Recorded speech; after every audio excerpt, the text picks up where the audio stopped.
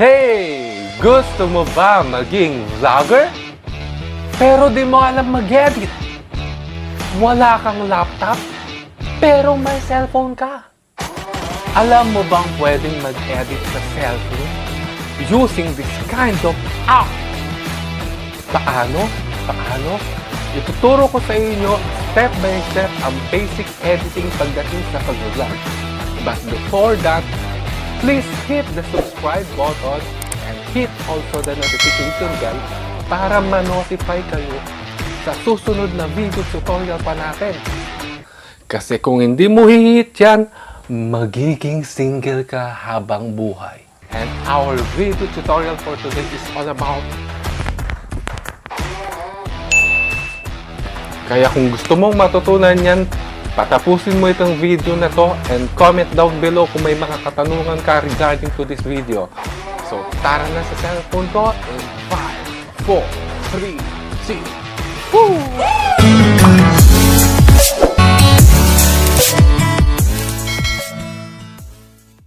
So, ayun guys, no? Ituturo ko sa inyo ngayon is about trimming o yung pagkakat ng mga dead ear ng mga vlogger. Kaya minsan nagtutuloy-tuloy talaga yung pagsasalita ng vlogger, minsan hindi na sila makapag-isip ng sasabihin nila. So nagkakamali siya o nagkakaroon ng dead ear. So ano bang ginagawa ng vlogger? Ang ginagawa ng vlogger nang sa ganoon, hindi siya magkamali or tanggalin yung mga dead ear, tanggalin yung mga pagkakamali. So paano ba ginagawa yun? Ito yung pinaka-basic na ginagawa ng mga vlogger sa pag-i-edit is yung tinatanggal yung mga yun. Nang sa ganun, magtuloy-tuloy yung pagsasalita nila. Kasi pangit naman kung nagsasalita sila tapos hindi na lang magsasalita tapos magsasalita na ulit. So maboboring yung mga viewers. So anong gagawin natin? So using this kind of app, you can download it on Play Store. Available naman yan. KineMaster or KineMaster. So, whatever you pronounce it. Basta maganda tong app na to. Especially, pag wala kang laptop or cellphone lang ang gamit mo na gusto mo mag-vlog, okay itong app na to na pang-edit. So, panoorin nyo lang yung mga tutorials ko kung gusto nyo matuto dito sa app na to at makapag-start na kayo mag-vlog. For today's video, ituturo ko sa inyo ito. Yung trimming na tinatawag. So, start na natin. So, since nandito na tayo sa KineMaster, dito sa surface niya, kukunin natin yung video na sinut natin or yung vlog natin. So, paano ba natin gagawin yon? Pindutin lang natin tong plus sign button na to or itong ginagamit tuwing sa mga movie, gumagawa ng movie. Basta whatever it is. I-press lang natin. Yan, tapos lalabas dyan yung select aspect ratio. So ano bang pipiliin mo dyan? Lagi nyo piliin guys is yung landscape mode. And yan, piliin yung landscape mode. Itong 16:9. Ayun yung advisable ng YouTube na dapat natin laging piliin. Okay? Okay, check na natin 16:9. So, mapupunta tayo sa studio ng KineMaster. Makikita nyo na yung mga tools dyan. Dyan na yung media layer, voice, audio. And since focus lang tayo dun sa tutorial natin ngayon. So, kukunin natin yung video dun sa files ng cellphone mo. So, paano ba natin gagawin yun? Pindutin lang natin itong media. Yan. So, lalabas na yung mga sinut mo or yung mga movie mo, pictures o ano dun sa cellphone or yung mga files mo sa cellphone. So, hanapin lang natin yung sinut nating video or yung edit or yung titrim natin video. So, ako, ito kasi yung kanina yung kagigising ko lang. Tapos, pag nakita na natin, pindutin lang natin yung video na yon. At pag lumabas na siya dun sa dito sa baba, okay na yan. Check na natin dito sa right upper side. Okay na. Panoorin muna natin. So, ayun po, no. Kagigising ko lang.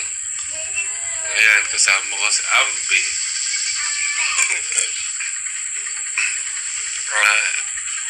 Ngayon, yung pagbablog na to is all about trimming. Kaya ituturo sa inyo ni Bogs kung paano mag-trim ng video. Especially pag dumating sa point na hindi na makapagsalita yung vlogger. And pag nagkakamali rin siya. So, tulad nito, di ba? Nagkakaroon na ako ng mga dead ear. So, ang gagawin ni Bogs dyan is ikakat lang na yung mga yun, yung mga dead ear na yun. Nang sa ganun, magtuloy-tuloy yung pagsasalita ng vlogger. Nang sa ganun, hindi ba boring yung yan. Tapos may sulpot ng mga bata na ganyan. Oh. Diba? Ganyan lang yan. Kaya, ituturo niya sa'yo kung paano ikakatog. So, ganun lang. Hanapin natin yung mga moment na nagkaroon tayo ng dead air o yung nagkamali tayo, hanapin lang natin, alisin natin yun. So, paano natin gagawin? Hanapin muna natin yung moment na yun. Ganito lang, step by step. Hanapin muna natin yung nagkaroon tayo ng dead air. Okay? So, ayun po, no. Kagigising ko lang. Ayan, kasama ko si Ambi.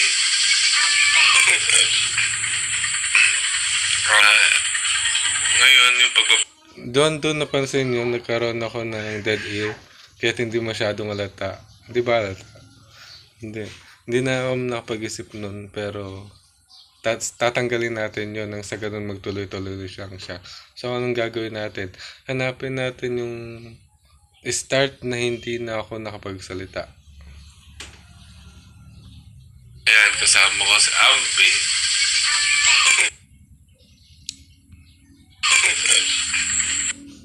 Dito sa moment na to. So, ang gagawin natin dyan, pag nahanap na natin yung start nung hindi na ako napagsalita, i-click lang natin itong video clip. Ngayon, pag nagkaroon na siya ng yellow dun sa paligid niya, pindutin natin itong scissor. Ayan, makikita niyo ng mga options. Nandiyan yung trim to left of playhead, trim to right of playhead, split at playhead. Yung trim to left of playhead, dyan matatanggal yung kaliwa, yung left side ng video. Yung trim to right of playhead, dyan matatanggal yung kanan o yung right part ng video. So, yung split at playhead, pag-iwalay lang sila. Katulad nyo, split at playhead, mag-iwalay lang yung video. Parang mag-split lang sila. So, ang piliin natin dyan is split at playhead. Nang sa ganun, hindi matanggal yung right side natin. So, piliin lang natin itong split at playhead. Click lang natin. Yan. So, nag-iwalay na sila. Parang kayo. Yan, i-check lang natin to. Okay na. Ngayon, so dito na siya nag-start. Dito na ako nag-start na hindi na nakapagsalita. Hanapin naman natin ngayon, our mission naman today is hanapin natin ngayon kung saan yung nakapagsalita na ulit ako.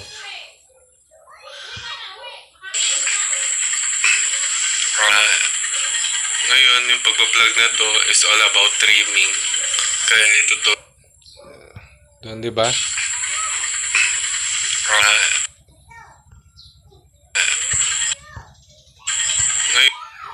Yan, dito sa 11.4. Pwede na yung 11.4.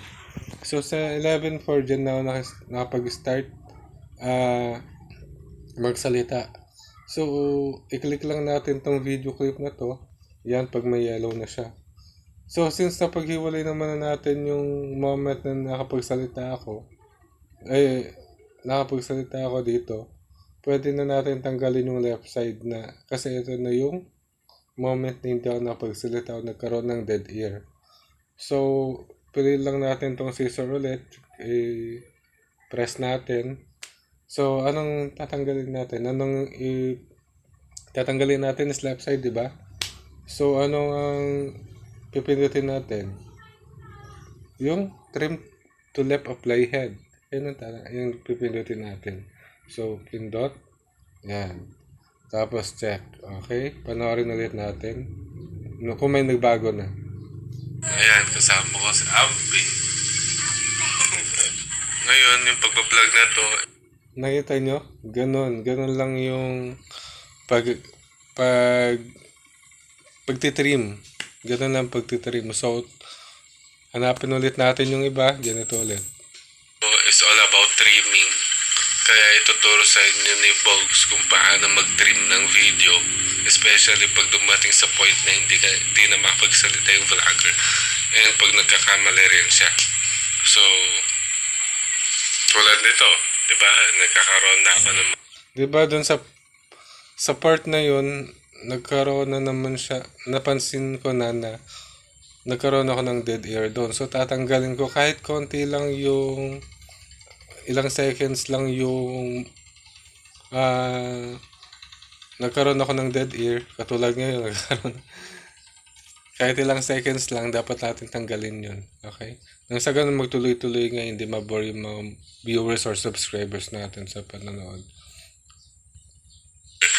And pag nagkakamali rin siya. So, tulad nito. Di ba? Hanapin natin yung moment na nag-iisip ako. So, eto siya, di ba? Pagkasabi ko ng so, yan. So, ganun din. Kung paano natin ginawa yung kanina. I-click lang natin yung video clip. Hanapin natin tong scissor. Pindutin natin tong split at playhead. Tapos, check.